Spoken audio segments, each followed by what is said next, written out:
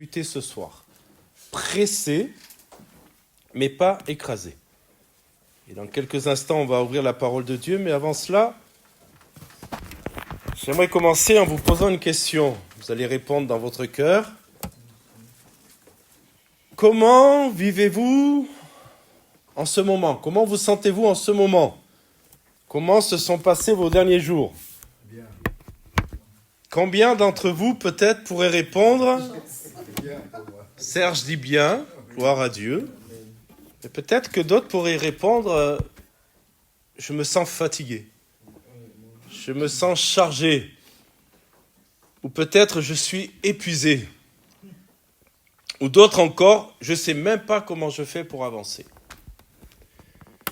Nous vivons dans un monde, je ne sais pas si vous l'avez remarqué, qui a transformé la surcharge en norme. On court après le temps. On court après l'argent. On court après les attentes des enfants, des patrons, des conjoints, des parents. Et parfois on court même après nos propres attentes, celles qu'on se fixe à nous-mêmes. Eh bien, j'aimerais vous dire que l'apôtre Paul connaissait cette sensation de surcharge, de fatigue, de pression. Et quand il écrit aux chrétiens de Corinthe, on va lire un texte dans 2 Corinthiens, si vous voulez ouvrir votre Bible. Quand il écrit aux chrétiens de Corinthe, il ne leur parle pas de sa tour d'ivoire. Il ne leur écrit pas avec une tisane à la main dans un monastère tranquille. Il a été, l'apôtre Paul, emprisonné, frappé, lapidé, naufragé, menacé de mort. Ça fait pas mal quand même, hein? Et c'est lui, cet homme brisé, mais debout à la fois. Brisé, car lui-même témoignera qu'il porte en son corps les marques de Christ. Et je pense qu'avec les lapidations qu'il a connues, son corps était marqué par les marques de son apostolat. Lorsqu'il enlevait peut-être, lorsqu'il était au travail, se mettait torse nu, on voyait l'apôtre Paul et les cicatrices de son engagement pour Christ et le prix qu'il avait payé. Eh bien, cet homme qui est brisé est debout cependant. Et ce soir, j'aimerais qu'on commence une série de réflexions qui a pour thème « Mais comment rester debout quand tout va mal ?» Comment résister à la pression dans laquelle nous sommes aujourd'hui sans se laisser écraser par celle-ci? Dans 2 Corinthiens, chapitre 4 et verset 8, nous lisons, on va lire à partir du verset 7. C'est intéressant de lire le verset qui précède la méditation de ce soir. Nous sommes 2 Corinthiens 4, verset 7. Nous portons, ce trésor dans des vases de terre, afin que cette grande puissance soit attribuée à Dieu et pas à nous, et non pas à nous. Regardez bien ce qu'il dit. Nous sommes pressés de toute manière, mais non réduits à l'extrémité. Dans la détresse, mais non dans le désespoir. Persécutés, mais non perdus. Portant toujours avec nous dans notre corps la mort du Seigneur Jésus, afin que la vie de Jésus soit aussi manifestée dans notre corps. Amen. Une version traduite, plus actuelle, nous rencontrons souvent de grandes difficultés, mais rien ne nous a vaincus. Nous ne comprenons pas tout, mais nous ne perdons pas espoir. Peut-être cela vous arrive de ne pas tout comprendre ce qui se passe dans votre vie. D'être submergé par des difficultés et de vous dire « mais je ne comprends pas ce qu'il y a en ce moment ». En plus, on a le sentiment que c'est l'une après l'autre. On a le sentiment qu'on n'a même pas le temps de reprendre son souffle, que déjà une autre bataille, un autre combat arrive. Paul disait « nous sommes pressés de toutes parts ». Mais il ajoute, nous ne sommes pas écrasés. Et c'est ce que j'ai à cœur de partager avec vous ce soir, pressés, mais pas écrasés. Et vous êtes peut-être sous pression.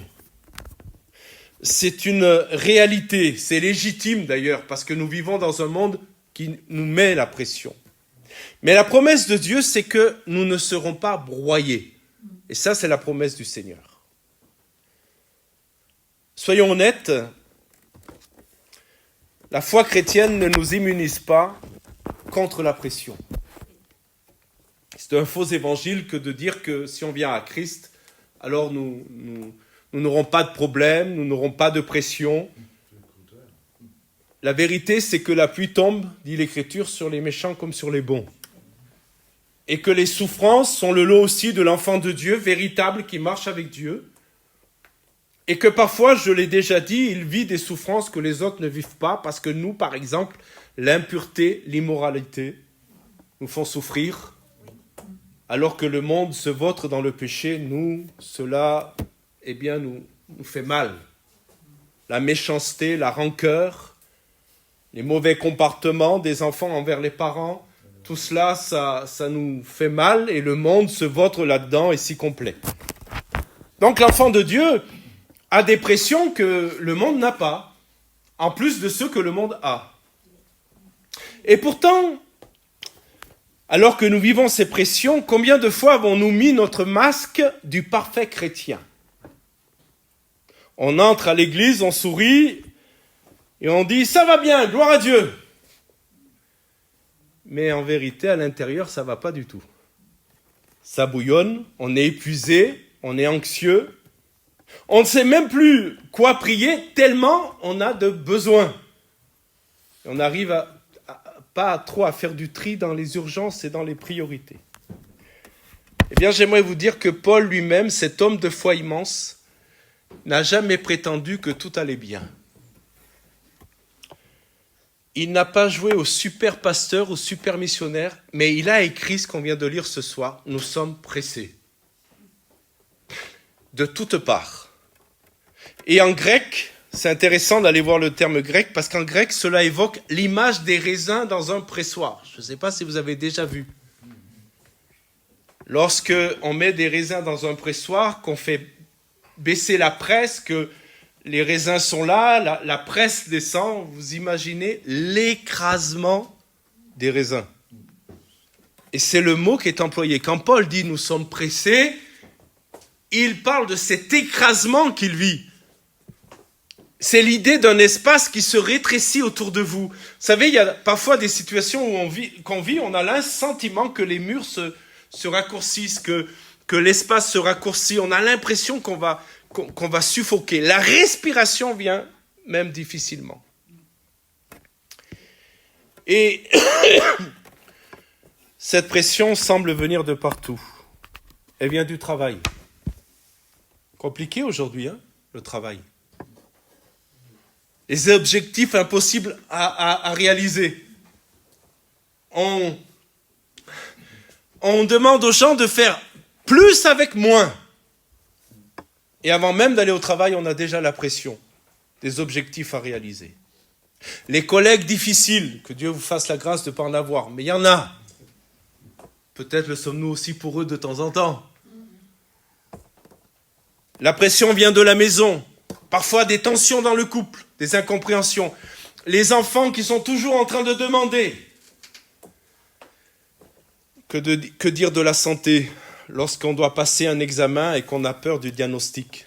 Les nuits sans sommeil, en attendant de savoir si finalement cette tâche qu'on a découverte n'est pas maligne. Vous voyez, les tensions, elles viennent de partout. Partout. On vit dans ce monde-là. Et parfois, elle vient de notre propre tête. La culpabilité. C'est vrai ou pas? La culpabilité, se sentir coupable.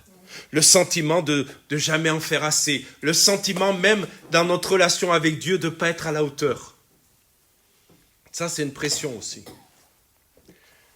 Et cette pression n'est pas négligeable. Elle peut être peut-être plus lourde que d'autres. Vous vous souvenez du prophète Élie? Quel prophète extraordinaire, vous êtes d'accord avec moi? Je l'appelle le prophète du feu. Après la victoire retentissante sur le mont Carmel, vous vous souvenez, il va s'effondrer dans le désert. On en a déjà parlé. Et à un moment donné, cet homme de Dieu va écrire, va dire ce que peut-être aucun de nous n'oserait formuler. C'est assez maintenant, Seigneur, prends ma vie, car je ne suis pas meilleur que mes pères. Si vous cherchez un dépressif, vous l'avez là. Vous l'avez, malgré la grande victoire qu'il a remportée. Mais on se rend compte que dans le combat spirituel, quand vous êtes sur la montagne, vous ne restez pas longtemps sur la montagne. Que même si vous avez remporté de grandes victoires, eh bien, l'ennemi n'est pas loin pour vous faire redescendre dans la vallée. Et Élie est épuisé et il demande la mort. Il veut mourir. Le grand prophète de feu, un homme qui a vu des miracles extraordinaires.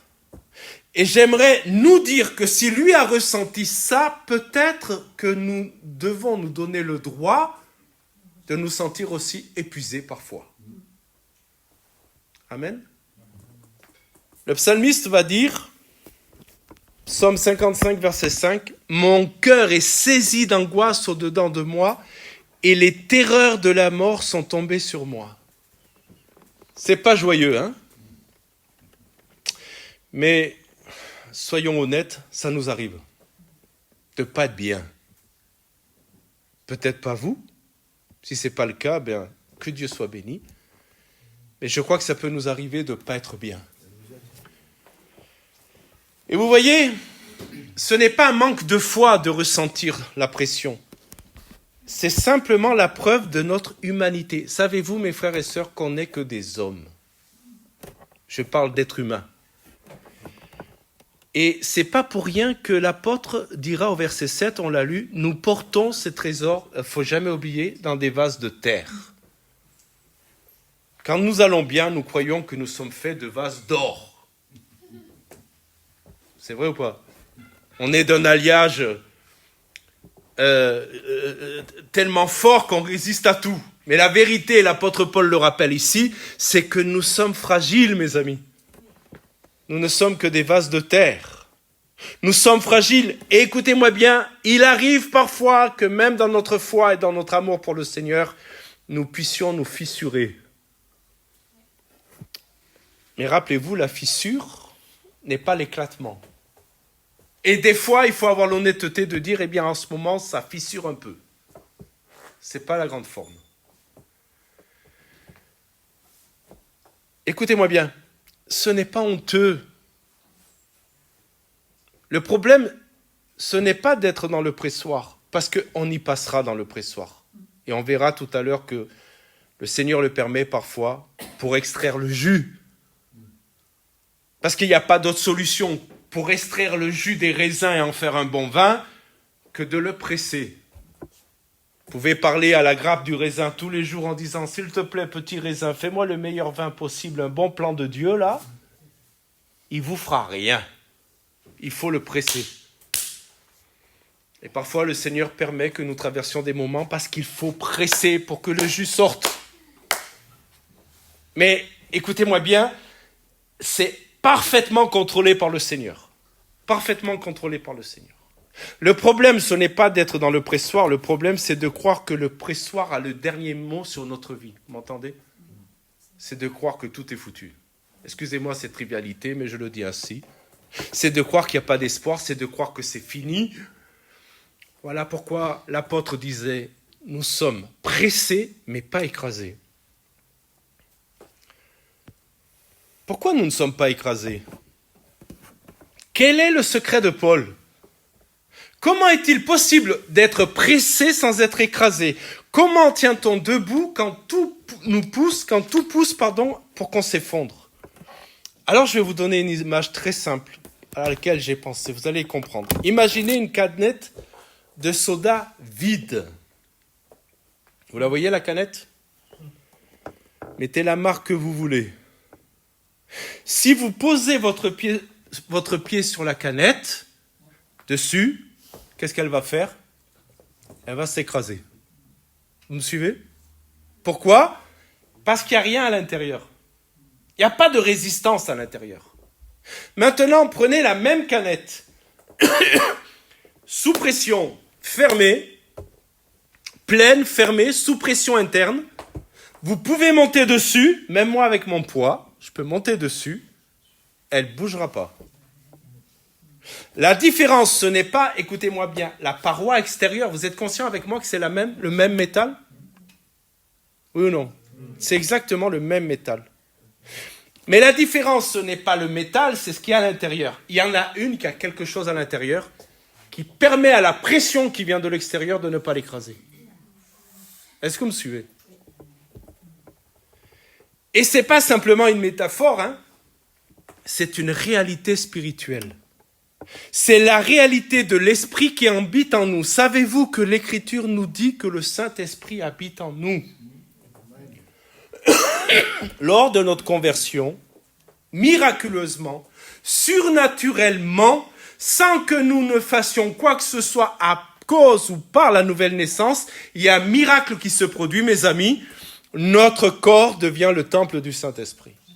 Il y a quelqu'un à l'intérieur. Alors si quelqu'un arrive dans ce lieu et me voit dire « mais il y a quelqu'un à l'intérieur », il va peut-être appeler les hommes en blanc pour m'amener à l'hôpital en disant « il a un souci ». Et mes frères et sœurs, il y a quelqu'un à l'intérieur. Est-ce que vous le savez? Il y a quelqu'un à l'intérieur de vous. Et d'ailleurs, lorsqu'il est question de prendre soin de notre corps, d'éviter les impuretés, même les excès de table, l'Écriture en parle, oui ou non, de ces choses?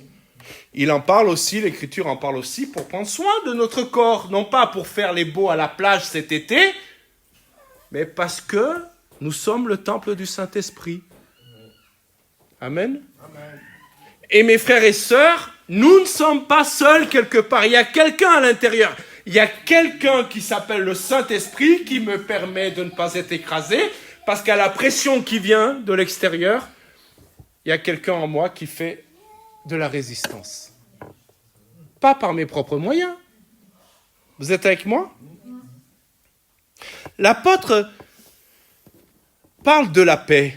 Jésus en a parlé. Vous savez que Jésus a parlé de la paix et il a dit « Je vous laisse la paix, je vous donne ma paix. Je ne vous la donne pas comme le monde donne, que votre cœur ne se trouble point et ne s'alarme pas. » L'apôtre Paul, dans Philippiens 4:7, je lis le verset. Si vous voulez le chercher rapidement, faites-le, mais je lis le verset. Il est dit « Et la paix de Dieu, qui surpasse toute intelligence, gardera vos cœurs et vos pensées en Jésus-Christ. » Il y a parfois, je l'ai vécu, je le vivrai encore, il y a parfois des nuits d'insomnie, où ça tourne. Vrai ou pas? Un pasteur avec qui on travaillait disait, il y a un petit vélo là, qui tourne toute la nuit. Et il disait, je connais le secret. Je dis, c'est quoi? Il dit, il faut enlever la chaîne.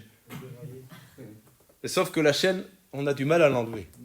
On cherche le sommeil, on essaye d'aller au lit le plus fatigué possible pour trouver le sommeil. Puis voilà, quand on se réveille en sursaut, et puis ça commence à tourner, ça tourne, et ça tourne, et ça tourne.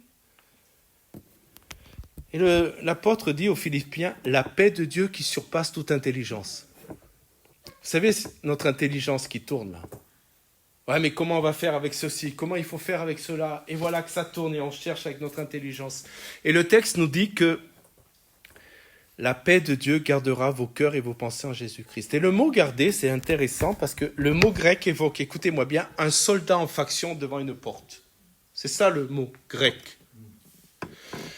Cette langue biblique, aussi bien l'Ancien Testament que le Nouveau Testament, est tellement riche que c'est compliqué de traduire.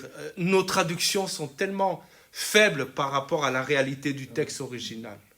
Mais le mot grec dit, c'est un soldat qui est là, armé, et qui se tient devant la porte. C'est ça, gardera vos cœurs. Un soldat armé qui se tient devant votre porte.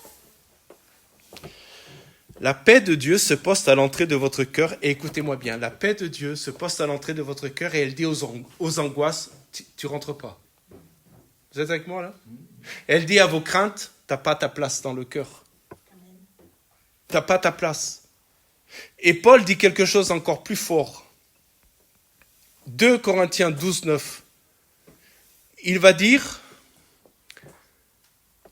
Dieu lui a dit, ma grâce te suffit, car ma puissance s'accomplit dans la faiblesse. Je me glorifierai donc bien plus volontiers de mes faiblesses, afin que la puissance de Christ repose sur moi.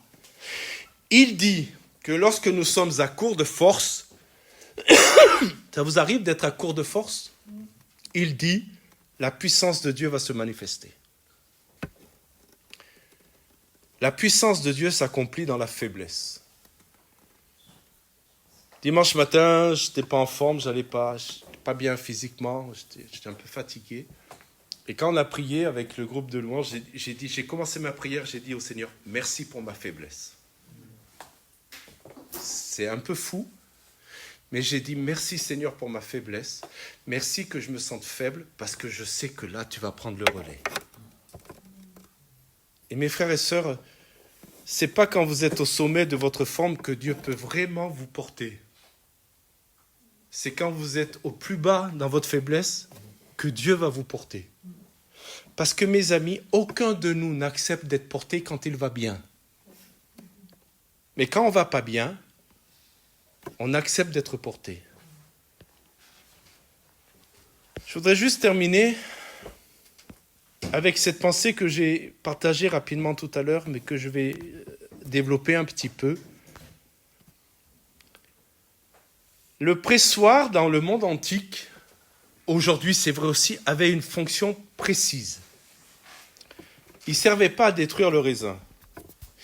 Il servait à extraire le meilleur jus possible pour en faire un vin de qualité, un vin de fête.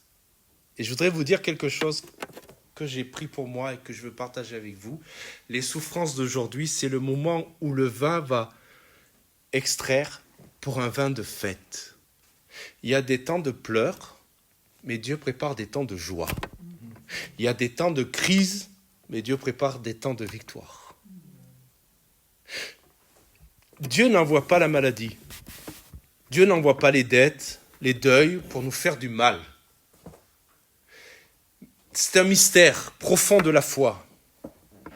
Mais Dieu est un maître artisan qui sait utiliser la pression du monde pour faire sortir de vous quelque chose de précieux. Et si on n'a pas conscience de ça, on ne connaît pas le Dieu qu'on sert.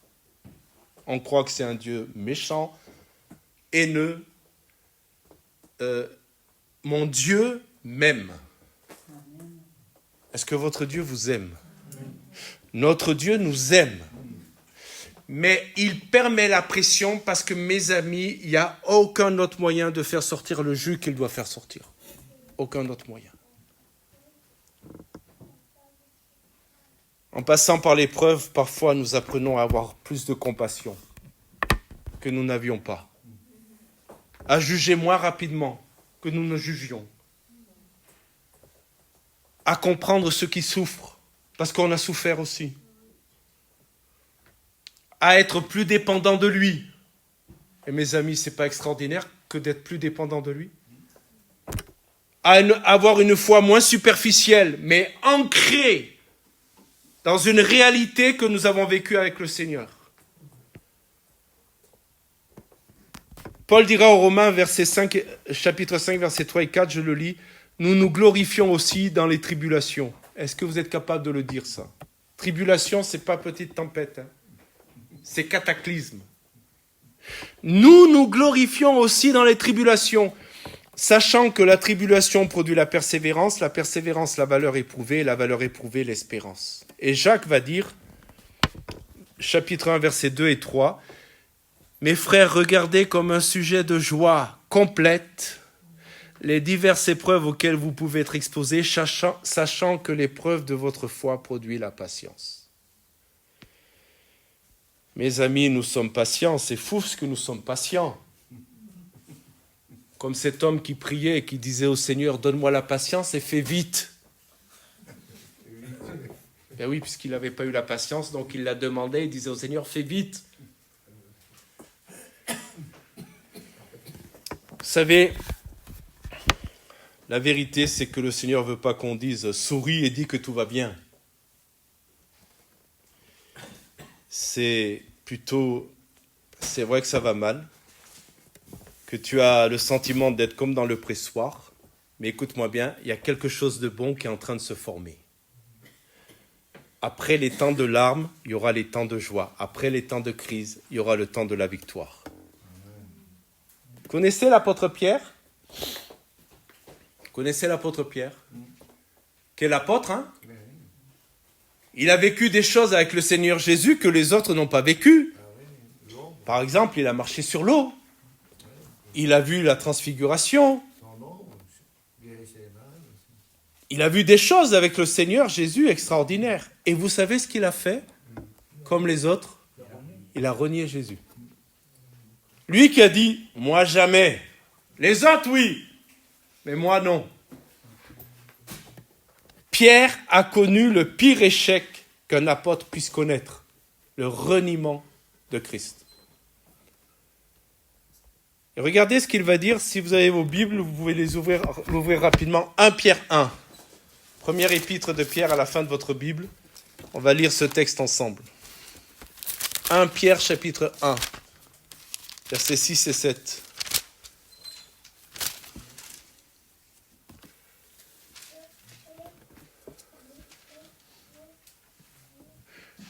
C'est là ce qui fait votre joie. Quoique maintenant, est-ce que ça vous arrive lorsqu'il vous lisez votre Bible de dire « j'aimerais rayer ce passage ». Moi, ça m'arrive. Quoique maintenant, puisqu'il le faut, et nous on a envie de dire au Seigneur « non, il ne le faut pas ». Puisqu'il le faut, vous soyez attristés pour un peu de temps par diverses épreuves, afin que l'épreuve de votre foi, plus précieuse que l'or périssable qui cependant est éprouvé par le feu, ait pour résultat la louange, la gloire et l'honneur lorsque Jésus-Christ apparaîtra, lui que vous aimez sans l'avoir vu et en qui vous croyez sans le voir encore, vous réjouissant d'une joie ineffable et glorieuse parce que vous obtiendrez le salut de vos âmes pour le prix de votre foi. Amen. Mes frères et sœurs, celui qui écrit ça, c'est celui qui a renié Jésus. C'est pas n'importe qui. Hein. Et Pierre dit, il y a des épreuves qu'il faut passer, il les faut. Il les faut. Et dis-moi, j'en ai passé une terrible. Terrible. Mais vous savez ce que Pierre peut dire? Le Seigneur m'a restauré. Après les deuils et les larmes, il y a eu la joie et la victoire. Amen. Alors mes amis, je voudrais qu'on termine avec cette pensée. Le Dieu qui a créé l'univers entier, il n'habite pas dans des cathédrales, il habite en nous. Est-ce que vous réalisez, mes frères et sœurs? Le Dieu qui a créé l'univers, que les hommes essayent de percevoir et qui ne sont pas arrivés au bout, c'est infini. Ce Dieu-là, il habite en moi. Donc je me sens comme une canette ce soir, mais une canette pleine. Amen. Une planète pleine, le Saint-Esprit est là. Et malgré la pression, malgré les dossiers non réglés, malgré la fatigue, malgré les questions sans réponse, malgré tout cela, c'est vrai, c'est la vie réelle, on vit dans cette vie-là. Mais par la grâce de Dieu, on n'est pas écrasé parce que le Saint-Esprit habite en nous. Et à la pression du monde, il y a une pression plus forte. Mes amis, j'aimerais vous dire et terminer avec ça, la puissance du Saint-Esprit est plus forte que la pression du monde. Que cette vérité passe de notre tête à notre cœur parce que c'est ce qu'on a besoin. Par la tête, on le sait. Par le cœur, c'est autre chose. Et quand la pression revient ou quand elle reviendra, rappelez-vous que le Dieu de l'univers habite en vous. Et que tant que le Saint-Esprit habitera pleinement en vous, je ne parle pas du baptême du Saint-Esprit, je parle de la relation que vous avez avec Jésus, cette relation que vous avez avec le Saint-Esprit, cette réalité que l'Esprit habite en vous. Quand vous levez le matin, vous ne vous levez pas seul. Je parle pas simplement pour ceux qui sont célibataires. Vous levez le matin, le Saint-Esprit est en vous, alléluia. Est-ce que vous vous rendez compte de ça? Vous allez au travail, le Saint-Esprit est en vous. Vous allez avec les collègues, les patrons difficiles, le Saint-Esprit est en vous. Ils vous mettent la pression, mais il y a quelqu'un en vous qui vous permet de résister à la pression. Donc mes frères et sœurs, je vous encourage à développer votre intimité avec le Saint-Esprit. C'est une personne, le Saint-Esprit. C'est pas une idée, c'est pas une pensée, c'est pas un concept, c'est une personne. Donc, développez votre communion avec le Saint-Esprit. Qu'il soit abondant à vous. Et face à la pression, nous résisterons avec sa grâce. Si vous le croyez, vous pouvez dire Amen avec moi. Amen. Parce que c'est la vérité. Je suis un vase de terre, mais dans ce vase de terre, il y a un trésor extraordinaire. Il y a des fissures, ça arrive, mais le trésor est là encore. Alléluia.